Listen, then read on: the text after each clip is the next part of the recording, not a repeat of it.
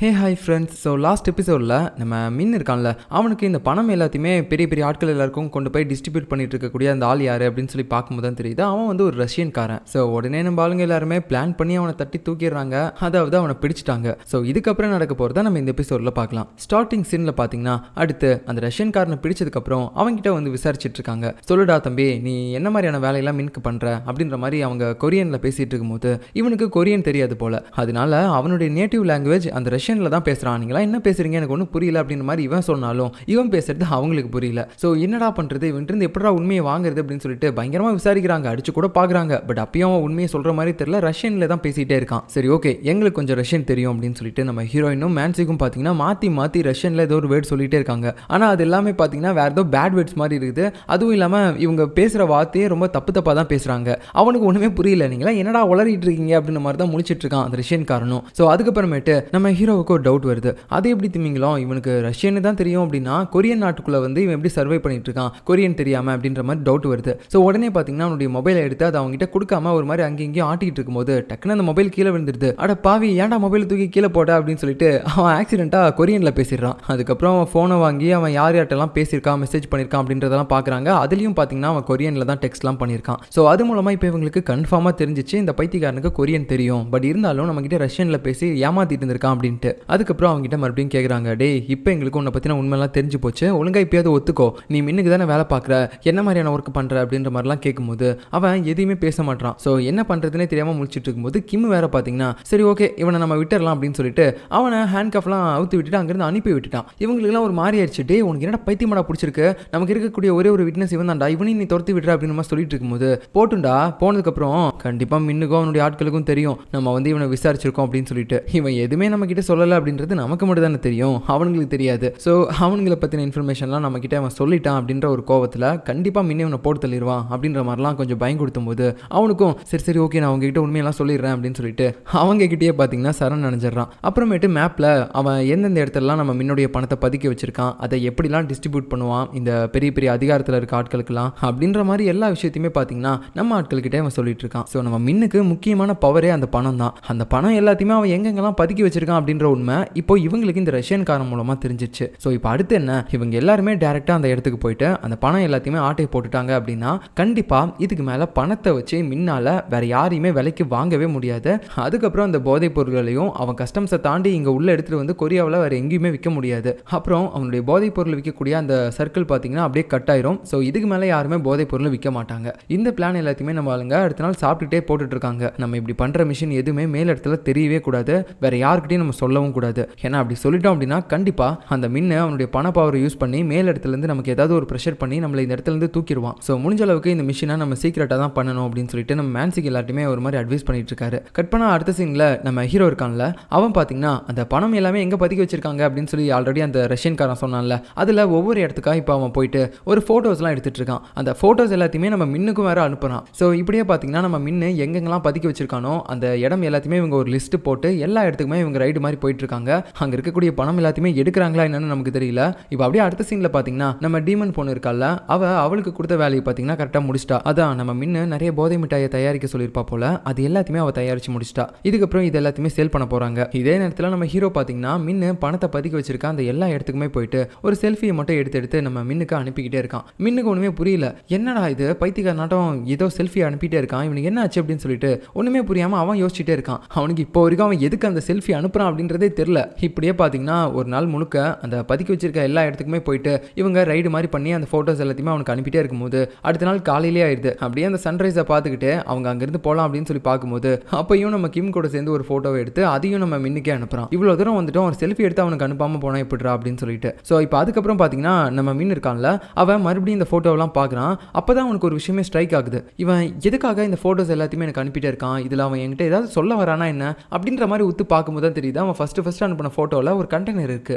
இந்த கண்டெய்னரை நான் இதுக்கு முன்னாடி எங்கேயோ பார்த்துருக்கேனே அப்படின்ற மாதிரி அவன் யோசிக்கும் போது தான் ஞாபகமே வருது, இது அவன் பணம் பதுக்கி வச்சிருக்க இடம் அப்படின்னு சொல்லிட்டு. அட பாவி அப்படின்னு சொல்லிட்டு இவன் உடனே பார்த்தீங்கன்னா அந்த பணம் பதுக்கி வச்சிருக்கக்கூடிய கண்டெய்னருக்கு போறான். அந்த பிளேஸுக்கு போய் பார்த்தா அவனுடைய பணம் எதையுமே காணோம். ஒரு மாதிரி கோவத்தில் கதறிக்கிட்டு கத்துறான், டேய் நான் அவனை சும்மாவே விட மாட்டேன்டா அப்படின்னு சொல்லிட்டு. ஸோ நம்ம ஆளுங்க அந்த பணம் பதுக்கி வச்சிருக்க இடத்துக்கு சும்மா ரைடு மாதிரி மட்டும் போல, எல்லாத்தையுமே பார்த்தீங்கன்னா அவனுங்க வலிச்சு எடுத்துட்டு தான் போயிருக்கானுங்க. இவன் இப்படி ஒரு மாதிரி கவலையில் கதறிட்டு இருக்க. இப்போ அப்படியே கட் பண்ணிட்டு இந்த இடத்துல நமக்கு இந்த மின்னுடைய ஃப்ளாஷ்பேக்கை காட்டுறாங்க. அது என்னன்னா ஃபர்ஸ்ட் பார்த்தீங்கன்னா இவன் அந்த கஸ்டம்ஸில் வேலை பார்த்துட்டு இருக்கும்போது அங்கே அந்த கேங்ஸ்டர் இருந்திருப்பார்ல, அந்த காலத்தில் இருந்த ஒரு பெரிய கேங்ஸ்டர், அவர் வந்துட்டு இந்த போதைப் பொருள் அப்புறம் கோல்டு இது எல்லாத்தையுமே இல்லீகலாக பார்த்தீங்கன்னா இறக்குமதி பண்ணிட்டு இருந்திருப்பாரு. அப்போ தான் கஸ்டம்ஸில் இருந்த நம்ம மின்னும் அதை ஃபர்ஸ்ட் டைம் பார்த்துருப்பான். ஸோ அதுக்கப்புறம் பார்த்தீங்கன்னா அவருக்கு இவன் சேர்ந்து ஹெல்ப் பண்ண ஆரம்பிச்சிருந்திருப்பான். ஏன்னா அது மூலமாக இவனுக்கு நிறைய பணம் கிடைக்குது அப்படின்னு சொல்லிட்டு. அதுக்கப்புறம் ஸ்டார்டிங்கில் நம்ம கேங்ஸ்டர் மின்ன மீட் பண்ணும்போது ஒரு வாட்சை கொடுத்துருந்துருப்பார்ல, அந்த வாட்சை பார்த்தீங்கன்னா இவன் வந்து ஒரு வாட்ச் கடையில் கொடுத்து இது ஒரிஜினலா இல்லையா அப்படின்ற மாதிரி கேட்டிருந்திருப்பான். அதுக்கு அவங்களும் இது ஃபேக்குப்பா அப்படின்னு சொல்லியிருப்பாங்க. அப்போ அவனுக்கு பயங்கரமான கோவம் வந்திருக்கும். இந்த வாட்ச் எனக்கு வேணும் அப்படின்ற மாதிரி ஒரு வெறியில பார்த்தீங்கன்னா அன்னைக்கு அந்த கேங்ஸ்டரையே அடிச்சு கொலை பண்ணது இவன் தான், அதுவும் அந்த வாட்சுக்காக. ஸோ அதுக்கப்புறம் தான் அந்த கேங்ஸ்டர் கிட்ட வேலை பார்த்த எல்லா ஆட்களும் நம்ம மின் கிட்ட வேலை பார்க்க ஆரம்பிச்சிருந்திருக்காங்க. ஒரு வாட்ச்காக மட்டும் அவனை கொலை பண்ண கிடையாது, இந்த கேங்ஸ்டருக்கு ஹெல்ப் பண்றதுலயே நமக்கு இவ்வளோ பணம் கிடைக்குதுன்னா இந்த கேங்ஸ்டரோட இடத்துலயே நான் இருந்தேன்னா எனக்கு எவ்வளோ பணம் கிடைக்கும் அப்படின்ற மாதிரி ஒரு பேராசையில தான் அன்னைக்கு அவன் அடிச்சு கொலை பண்ணிட்டு அந்த வாட்சையும் எடுத்திருப்பான். அதுக்கப்புறம் இந்த கேங்ஸ்டர் எப்படி அவனுக்கு கீழே வேலை பார்க்குற ஆட்கள் எல்லார்ட்டையுமே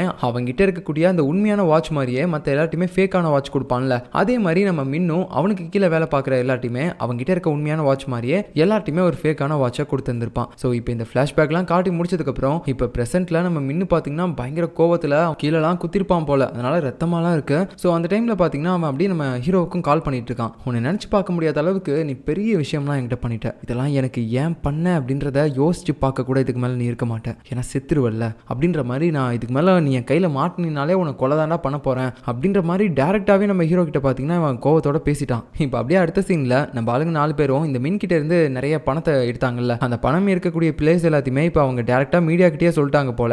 ஸோ மீடியாவுக்கே தெரிஞ்சதுக்கப்புறம் போலீஸ்காரங்களாலையும் இதை மறைக்க முடியாது, அதனால டேரெக்டாக அதெல்லாம் போயிட்டு இவங்க பறிமுதல் பண்ணுற மாதிரி எடுத்து எண்ணிட்டுலாம் இருக்காங்க. இந்த பணம் எல்லாத்தையுமே வந்து நாங்கள் கைப்பற்றிட்டோம் அப்படின்ற மாதிரி. அதுக்கப்புறமேட்டு நம்ம கமிஷனர்கிட்டையும் பார்த்தீங்கன்னா அது யார் என்னன்னு சொல்லி கண்டுபிடிச்சிட்டீங்களா அப்படின்ற மாதிரி மேல் இடத்துல இருந்து நிறைய ப்ரெஷர் போட்டுட்டே இருக்காங்க. ஸோ நம்ம கமிஷனரும் பார்த்தீங்கன்னா எந்த ஃபோனையும் எடுக்காத, நான் வேற ஒரு வேலையாக இப்போ வெளியே போகிறேன் அப்படின்ற மாதிரி சொல்லிட்டு அங்கேருந்து போறாரு. ஸோ இவர் எதுக்காக இந்த விஷயத்தில் ஒரு மாதிரி இன்வால்வே ஆகாமல் அங்கேருந்து போறாரு அப்படின்னு தெரியவே இல்லை. ஒருவேளை இவரும் நம்ம மின்னுடைய டீமில் சேர்ந்துட்டாரா அப்படின்ற மாதிரி நமக்கு ஒரு டவுட் வருது.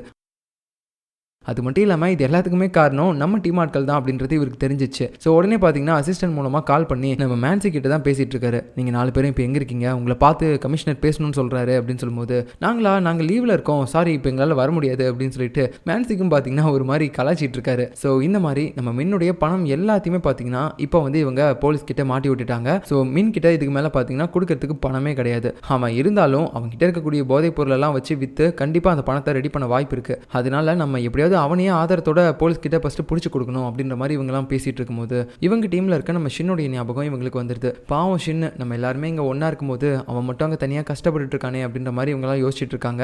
இந்த நேரத்தில் நம்ம ஷின்னையும் காட்டுறாங்க. அவன் பார்த்தீங்கன்னா ஒரு பக்கம் எப்பயும் போல அந்த டிராஃபிக் போலீஸ் வேலையை தான் பார்த்துட்டு இருக்கான். இதே நேரத்தில் நம்ம மின்னுக்கும் அவனுடைய கேங் ஆட்களுக்கு நடுவில் பார்த்தீங்கன்னா ஒரு சில சலசலப்பெல்லாம் ஏற்படுது. இதனாலனா நம்ம மின் இது நாள் வரைக்கும் இவ்வளோ பணம் வச்சிருந்த விஷயம் இவங்களுக்கே தெரியாது. ஏன்டா நீ என்ன அவ்வளோ பணமாடா வச்சிருந்த, ஆனால் எங்களுக்கு நீ ரொம்ப கஞ்ச பீஸ் நிறைய தெரிஞ்ச, ஏன்னா ரொம்ப கம்மியாக தான் பணம்லாம் கொடுப்பேன் அப்படின்ற மாதிரி சொல்லிட்டு அவங்க மின்னு திட்டிட்டு இருக்காங்க. ஆனால் மின்னும் பார்த்தீங்கன்னா நீங்கள் இதை பற்றியும் கவலைப்படாதீங்க, இந்த விட்ட பணம் எல்லாத்தையுமே எனக்கு மறுபடியும் சம்பாதிக்கிறதுக்கு ரொம்ப நாள்லாம் ஆகாது, நான் சொல்கிற மாதிரி இந்த ட்ரக்ஸ் எல்லாத்தையுமே செல் பண்ணிங்கன்னா கண்டிப்பாக நம்ம எல்லாருமே அந்த பணத்தை உடனே சம்பாதிச்சிடலாம் அப்படின்ற மாதிரி பார்த்தீங்கன்னா இவன் இப்போ வரைக்கும் நம்பிக்கை தளர விடாமல் பேசிகிட்டு இருக்கும்போது நம்ம டீமன் பொண்ணு இருக்கால, அவள் பார்த்தீங்கன்னா என்னால் முடியாதுப்பா, நான் உங்ககிட்ட போட்டிருந்த கான்ட்ராக்ட் எல்லாமே முடிஞ்சிச்சு, நீ கேட்ட மாதிரியே நான் நிறைய ட்ரக்கை உனக்காக பண்ணி கொடுத்துட்டேன், இதுக்கு மேலே என்ன விட்டுரு அப்படின்னு சொல்லிட்டு அவள் அங்கேருந்து போலான்னு பார்க்கும்போது பின்னாடியே பார்த்தீங்கன்னா நம்ம மீன் இருக்கான்ல, அவன் வந்து என்ன அவ்வளோதானா, உனக்கு உன் சிஸ்டரை கண்டுபிடிக்கணும் அப்படின்னு சொல்லி ஆசை இல்லை, நான் வேணா இல்லைனா அவளை கொலை பண்ணிடுவா அப்படின்னு சொல்லும்போது இவ பார்த்தீங்கன்னா கோவத்தோட வரா. டேய் நீ எதுவும் அவளை கொலை பண்ணாத, நான் தான் கொலை பண்ணணும், என்னோட வாழ்க்கையை இப்படி நரகமாக மாறினதுக்கு அவள் தான் காரணம், அன்னைக்கு அவள் அந்த பேரண்ட்ஸோட போயிருந்தானா நான் ஒரு நல்ல வாழ்க்கையை வாழ்ந்திருப்பேன் அப்படின்ற மாதிரி பேசிட்டு இருக்கும்போது மின்னும் அப்புறம் என்னடி வந்து என் கூட வேலை பாரு அப்படின்னு சொல்லிட்டு இவன் நம்ம டீமன் பொண்ணையே போட்டு அடிச்சிட்டு இருப்பானா.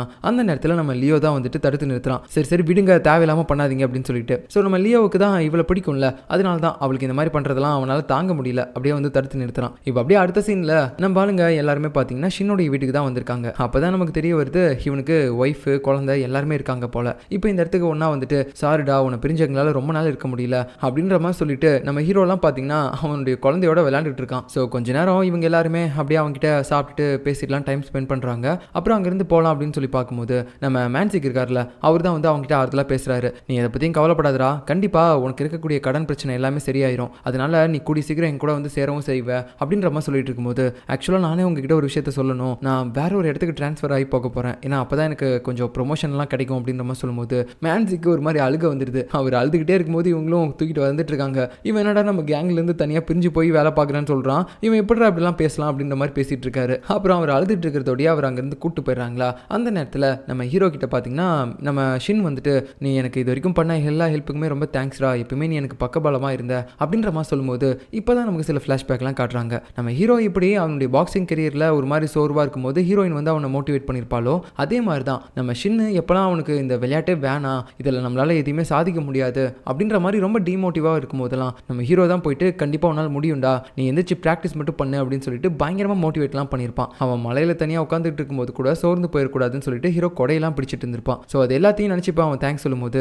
நம்ம ஹீரோவும், நீ என்னோட ட்ரூ ஃப்ரெண்ட்ரா, உன்னை எப்படிடா நான் அவ்வளோ ஈஸியாக விட்டு கொடுப்பேன் அப்படின்ற மாதிரி சொல்கிறான். இதெல்லாம் கேட்கும்போது ஷின்னுக்கு ஆனந்த கண்ணீரே வர மாதிரி இருக்குது. அதுக்கப்புறம் இவங்க 3 பேர் நடந்து போயிட்டு இருப்பாங்களா. அப்போ நம்ம ஹீரோ கிட்ட ஹீரோயின் ஒரு விஷயத்த சொல்கிறா, டேய் நீ கொஞ்சம் முன்னாடி போறியா, நான் இவங்கிட்ட ஒரு விஷயத்த சொல்லணும் அப்படின்போது அவனும் ஒரு மாதிரி, ஏன் என்ன சொல்ல போற அப்படின்போது, இல்லை நீ நினைக்கிற மாதிரிலாம் ஒன்றும் இல்லை, நீ போ, நான் அவங்ககிட்ட ஒரு விஷயத்த சொல்லணும் அப்படின்ற மாதிரி சொல்லிட்டு அவனை அனுப்பிடுறா. அதுக்கப்புறமேட்டு நம்ம கிம் கிட்ட போயிட்டு, நான் உங்ககிட்ட ஒரு முக்கியமான விஷயத்த சொல்லணும்டா அப்படின்னு சொல்லிட்டு ஒன்று சொல்ல வரா. என்ன அப்படின்னா, நான் வந்து ஹீரோ தாண்டா லவ் பண்ணுறேன், இதுக்கு மேலே உன்னை லவ் பண்ண மாட்டேன், சொன்னால் புரிஞ்சுக்கோ, எனக்காக நீ எதுவுமே பண்ணாத அப்படின்ற விஷயத்தை தான் அவங்ககிட்ட சொல்கிறதுக்காக போகிறா. ஆனால் அவனுக்கு அது முன்கூட்டியே தெரிஞ்சிருச்சு, இவன் நம்மளை ரிஜெக்ட் பண்ணுறதை பற்றி தான் பேச போகிறா, கண்டிப்பாக இதை வந்து நம்ம கேட்கக்கூடாது அப்படின்னு சொல்லிட்டு, இல்லை எனக்கு வேலை இருக்குது அப்படின்னு சொல்லிட்டு உடனே அங்கேருந்து போயிடுறான். இப்போ அடுத்த சீனில் பார்த்தீங்கன்னா நம்ம மின்னு மறுபடியும் அந்த பெரிய ஆளுங்க எல்லாருமே கூப்பிட்டு ஒரு மீட்டிங் மாதிரி போட்டு பேசிகிட்டு இருக்கான். அதில் இந்த போலீஸ் ஸ்டேஷனில் பார்த்தீங்கன்னா இப்போ நம்ம மின்னுடைய பணம் எல்லாத்தையுமே பறிமுதல் பண்ணி வச்சிருக்காங்கல்ல, அந்த பணம் எல்லாமே எனக்கு வேணும் அப்படின்னு சொல்லிட்டு அந்த பறிமுதல் பண்ண டிபார்ட்மெண்ட்டில் இருக்க ஒரு பெரிய ஆள் கிட்ட நம்ம மின் பேசிகிட்டு இருக்கான். ஆனால் அவர் பார்த்தீங்கன்னா மீடியாவை எல்லாருக்குமே இது தெரிஞ்சிருச்சு, ஸோ கண்டிப்பாக என்னால் அந்த பணம் எதுவுமே எடுத்து கொடுக்க முடியாது அப்படின்ற மாதிரி சொல்லும்போது